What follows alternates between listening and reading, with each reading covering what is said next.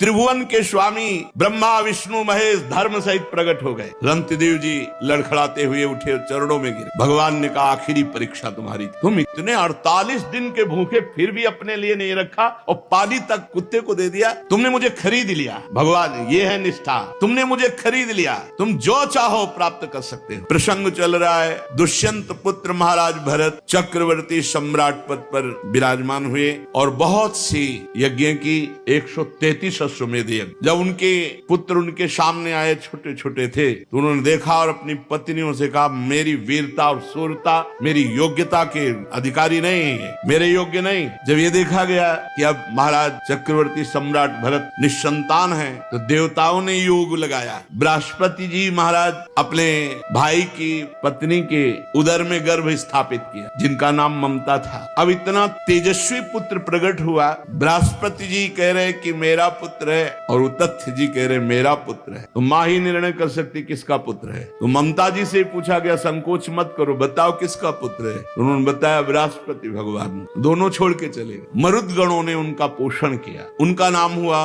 भरद्वाज, महान तपोनिधि परम पवित्र। भरद्वाज जी के मन्यु और मन्यु के 5 पुत्र हुए, बृहच्छत्र, जय, महावीर, नर और गर्ग। नर का पुत्र संस्कृति, संस्कृति के 2 पुत्र हुए, गुरु और रंतिदेव। परम पवित्र त्रिभुवन को पावन करने की सामर्थ्य रखने वाले महाराज रंतिदेव। रंतिदेव जी निरंतर भगवान में स्थित रहते और कोई भी आ जाए कुछ भी मांग ले, जो है उनके पास सब कुछ दे देते थे। निरंतर भगवान में भजन, कोई उद्योग ना करना और मांगने वालों को कभी विमुख न जाने देना। धीरे धीरे चक्रवर्ती सम्राट का वैभव क्षीण होता गया। ऐसी स्थिति आ गई कि खाने को नहीं रह गया। उद्योग रहित, निरंतर भजन में स्थित और जो आ जाए मांगे सो दे दे। महाराज रंतिदेव बहुत बड़े दानियों में सर्वश्रेष्ठ, भगवत भक्तों में महान। यहाँ तक कि कई कई दिन भोजन मिलना दुश्वार हो गया। चक्रवर्ती सम्राट रंतिदेव जी पूरा कुटुंब 48 दिन तक बिना भोजन के जीवित रहा। मांगना है नहीं, क्योंकि स्वयं राजा था। मांगने वाला है, वापस जाना नहीं। स्थिति आ गई, उद्योग कुछ करना नहीं, निरंतर भजन में डूबना। 48 दिन तक पूरा परिवार 48 दिन पानी भी नहीं पिया। 49वें दिन प्रातः काल भगवत प्रेरणा से कुछ घी, खीर, हलवा, जल उपस्थित हुआ। 48 दिन के भूखे तो परिवार के लोग देखते ही एकदम, परंतु जो ही वो भोजन का भोग लगा रहे थे, भगवान अतिथि रूप में आ गए। ब्रह्म ऋषि रंतिदेव ने रोक दिया, परिवार बिल्कुल छूना मत, अतिथि भगवान आए। बैठ करके काफी मात्रा में हलवा और जो जो था सब खा के, जल ठंडा पी के, अभी वो जो बचे हुए कुछ कण थे उनको बांट करके प्राण पोषण के लिए पाना ही चाहते थे कि एक दूसरा अतिथि आ गया दरिद्र रूप में, महाराज रंतिदेव। रंतिदेव भगवान के स्मरण किए और वह जो बचा हुआ है दे दो। बचे हुए को अन्न में वो जो अतिथि रूप में आए हुए भगवान थे वो पाले। सोचा कि जो कण गिरे होंगे उनको जबान में रख देंगे, प्रसाद हो जाएगा तो कुछ तो प्राण का। इतने में कुत्ता आ गया, उसने कहा महाराज छूना मत, हमको चाट लेने दो, मैं बहुत दिनों का भूखा हूँ। रंतिदेव ने वो भी। इसके बाद भगवान का स्मरण किया और जो जल बचा था परिवार को जल दिया पीने को, खुद जल भी नहीं पिया। जल ही पीने के लिए आए, बांट करके तैयार हुए थे परिवार के जन की चांडाल आ गया, महाराज मैं बहुत प्यासा हूँ, पी ली। रंतिदेव जी ने जब जल पिलाया और वो चला गया, वो आंसुओं से पुलकित होकर भगवान से कहा ना कामये हम गतिमीश्वरात परामष्ट सिद्धिर्युक्ताम पुनर्भवम वा आरतिम प्रपद्ये खिल देह भाजा मंता स्थितो ये न भवन्ति दुखा। प्रभो मैं आपसे कुछ नहीं चाहता, न आठों सिद्धियां चाहता हूँ, न परम पद चाहता हूँ, न अपना कल्याण चाहता हूँ। मुझको एक सामर्थ्य दे दो, मेरे विश्व में कोई दुखी न रहे, सबका दुख मेरे ऊपर आ जाए। कोई भूखा न रहे, कोई प्यासा न रहे, कोई दुखी न रहे, सबका दुख मेरे ऊपर आ जाए और सब सुखी हो जाए। महाराज रंतिदेव जी, ये भगवान की भक्त की महिमा। मेरे को इतनी सामर्थ्य दो कि पूरे विश्व ब्रह्मांड का दुख मैं सह सकूं, मैं स्वयं भोगूं और कोई भी दुखी न रह जाए। ये प्राणी दीन हो रहा है, कोई जल पीना चाहता है, कोई भोजन के लिए तड़प रहा है, किसी की शरीर की पीड़ा, कोई रोग से ग्रसित है, कोई शोक से, कोई मोह से। मैं नहीं सुखी होना चाहता, हे भगवान सबका दुख मुझे दे दो, सब सुखी हो जाए। क्या हृदय भक्का। रंतिदेव जी ने भगवान भगवान से जे ही प्रार्थना की तो कुत्ता, चांडाल, भूखा अतिथि और ब्रह्म ऋषि, वो कोई और नहीं थे, स्वयं भगवान ब्रह्मा, शंकर, हरि, धर्म, स्वयं मूर्तिमान त्रिभुवन के स्वामी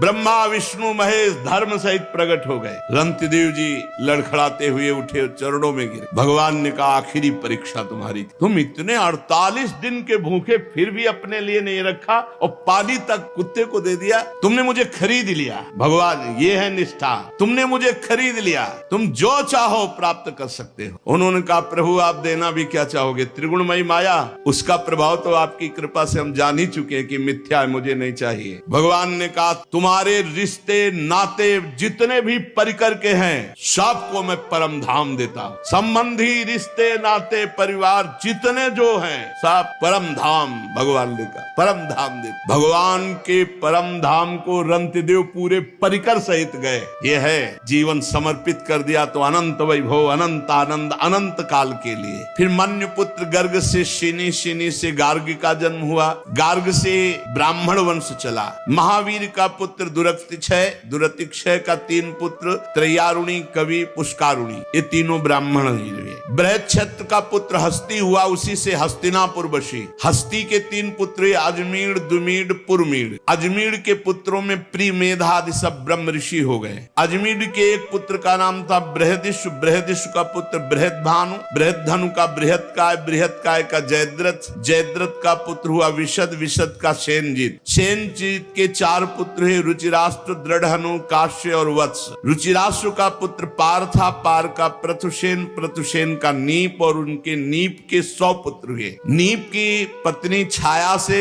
शुक की कन्या कृति से विवाह हुआ, उसी से ब्रह्मदत्त नामक पुत्र हुआ। ये ब्रह्मदत्त बड़ा महायोगी था। उसने अपनी पत्नी के गर्भ से विश्वक्सेन नामक पुत्र उत्पन्न किए। विश्वक्सेन ने जैगी शब्द के उपदेश से योग शास्त्र की रचना की। विश्वसेन का पुत्र उदक्षवान, उदक्षवान का भल्लाद और ये सब बृहदिश के वंशज हुए। द्रुमीड का पुत्र यवीनर, यवीनर का कृतिमान, कृतिमान का सत्यधृत, सत्यधृत का दृढ़नेम, दृढ़नेम का पुत्र सुपार्श, ये सब भगवद वंश के हैं। सुपार्श सुमति, सुमति से सन्निवान, इन्हीं से 6 ऋचाएं संहिताएं प्रकट की हिरण्यनाभ योग विद्या के द्वारा। धर्म्यासु के पुत्र मुदगल से यमज संतान हुई, जिनका नाम दिवोदास और कन्या का नाम अहिल्या।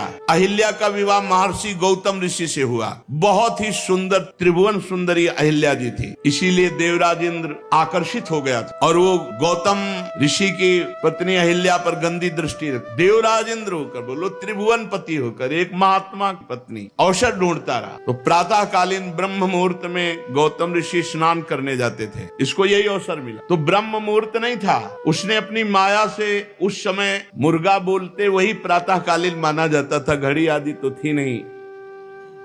तो 2 बजे के पहले ही आवाज हुई। गौतम ऋषि को लगा तो कि आज बहुत जल्दी, पर उनको लगा कि शायद ध्यान में कमंडल उठाया, स्नान के ले गए। इतने में गौतम ऋषि का रूप धारण करके अहिल्या के पास गए। अहिल्या जी जब तक समझती तब तक गौतम ऋषि जब वहां नदी के किनारे गए तो धाराजू ने आज्ञा करी कि ये ब्रह्म मुहूर्त नहीं, मुझे मत स्पर्श करना, नहीं आपको दोष लगेगा। 4 बजे ही धाराजी में स्नान करना चाहिए। रात्रि में जैसे 2 बजे है, 1 बजे ये स्नान धाराजी में नहीं करना चाहिए, मर्यादा है। देखो ना, नंद बाबा गए थे तो वरुण के पार्षद ले गए थे। अब जब गौतम ऋषि वापस लौटे, उनको कुछ गड़बड़ लगा कि मेरे साथ माया के द्वारा कोई छल हुआ। इतना कौन सामर्थ्यशाली है कि मेरे को माया से वशीभूत कर ले? तो गए तो देवराज इंद्र गौतम ऋषि के रूप में अहिल्या के साथ। तो उनका कौन है तू धूर्त, जो मेरा रूप धारण किए? अब भयभीत होकर इसे अपने असली रूप में आना पड़ा, देवराज इंद्र के रूप में। कहा अच्छा, त्रिभुवन पति होकर, सर्व पूज्य होकर तू इतना निंदनीय कार्य करेगा? भग बहुत प्रिय है ना तुझे, जा 1000 भग का श्राप देता हूं, पूरे शरीर में तेरे भग हो जाए। मूत्र द्वार को भग कहते हैं। जा पूरे शरीर में 1000 भग हो जाए। अब 1000 भग हो जाए जिसके शरीर में, अब उसकी क्या दशा होगी? देवराज इंद्र है, घृणित कार्य का ऐसा दंड। चरणों में गिर पर रोने लगा। महात्मा गौतम जी के चरणों में गिर गया, रोने लगा, महाराज क्षमा करो और उद्धार करो मेरा, मैं कैसे सिंहासन पर बैठूंगा? तो बोले तब तक भोगना पड़ेगा जब तक रघुवंश में रामचंद्र जी का प्रादुर्भाव नहीं होता, तब तक भोग। और जब राम जी प्रकट होंगे, उनके दर्शन करने के लिए जाएगा, तो यही भग हजार नेत्रों में परिणित हो जाएंगे। शास्त्र नेत्रधारी भगवान इंद्र कहे गए। अहिल्या जी से कहा तुझे इतना ज्ञान नहीं कि तेरा पति का स्पर्श और अन्य का स्पर्श का कोई भेद नहीं। वो पति का रूप तो धारण कर सकता, लेकिन स्पर्श पत्थर की तरह पड़ी रही, तुझे ज्ञान नहीं रहा। जा, मैं तुझे शाप देता हूं कि तू पाषाण बन जा।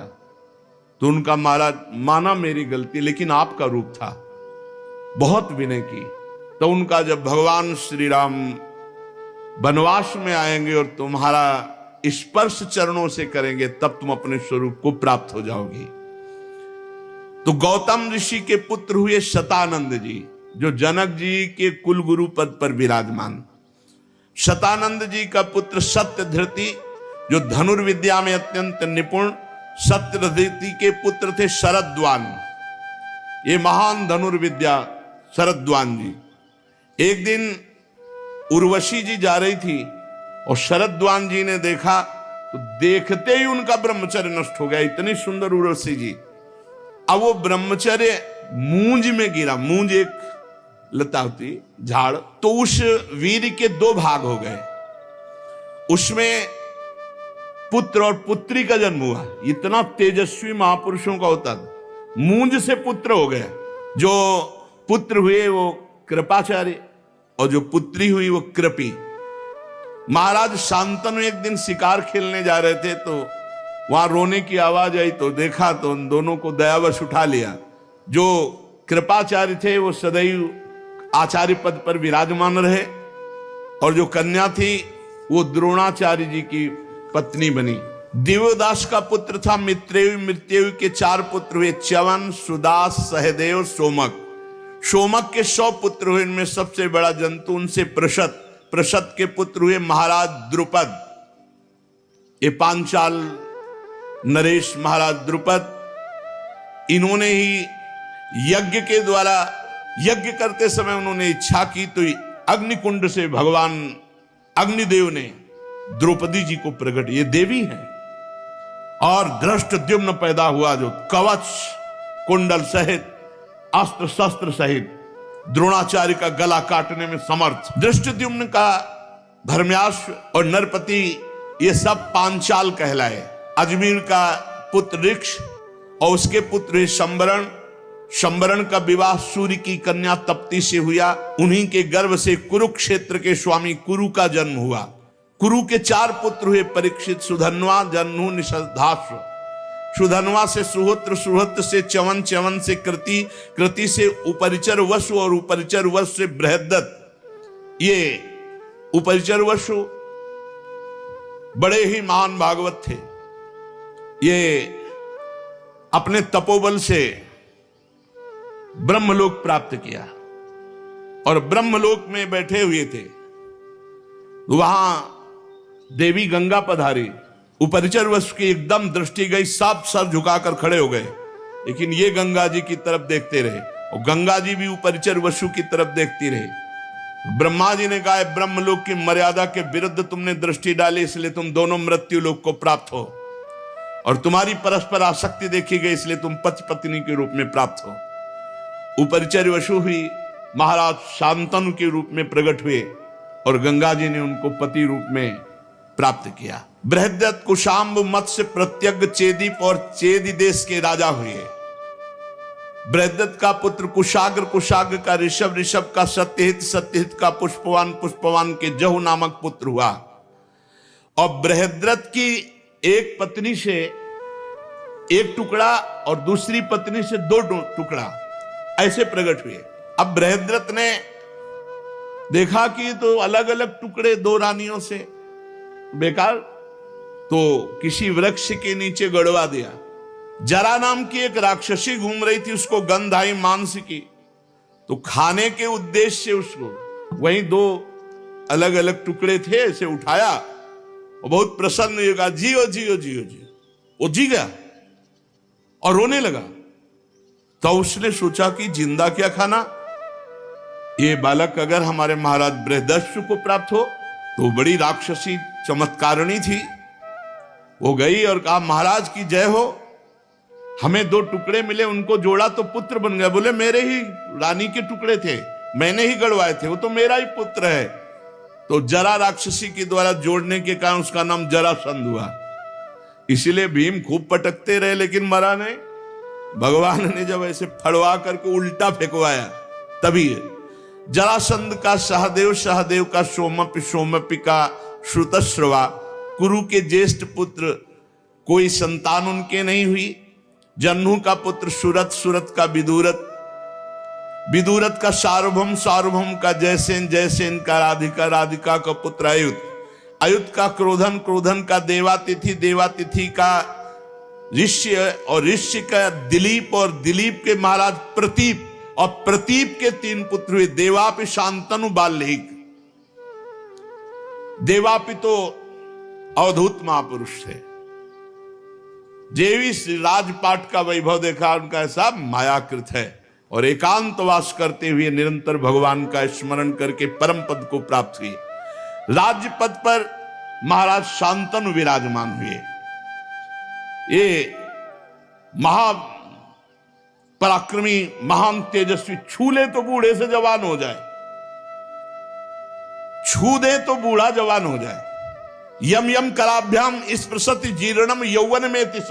उनके राज्य में कोई बूढ़ा नहीं रहता था, बूढ़ा जा रहा, छू दिया, जवान हो गया। महाराज शांत, अरे गंगा जी के पति बने कोई ऐसे खिलवाड़, ऐसे वैसे महापुरुष तो कोई कितना भी अशांत हो, छू ले तो शांति, इसीलिए उनका नाम शांतन। दवा की जरूरत ही नहीं है। करामात का चमत्कार रूप शांतनु महाराज। एक बार शांतनु जी के राज्य में 12 वर्ष तक इंद्र ने वर्षा नहीं की,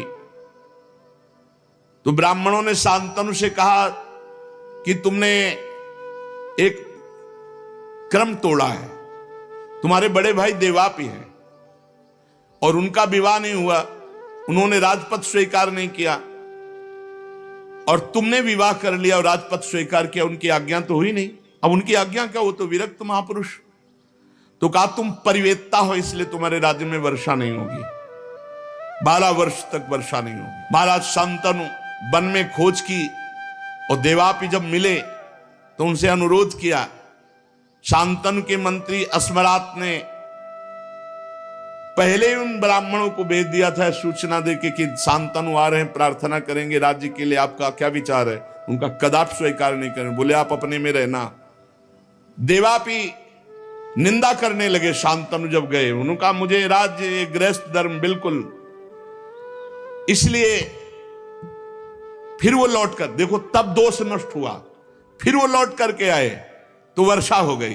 कलयुग में जब चंद्रवंश का नाश हो जाएगा, तब सतयुग के प्रारंभ में यही सब सिद्ध महापुरुष जो कलाप ग्राम में इस समय रह रहे हैं, स्वर्ग से ऊपर, स्वर्गलोक, तपलोक, जनलोक, महारलोक, इनमें बड़े बड़े सिद्ध रह रहे हैं। शांतनु जी एक दिन गंगा के किनारे घूम रहे थे, तो उनको एक सुंदरी मिली, वो गंगा जी ही थी।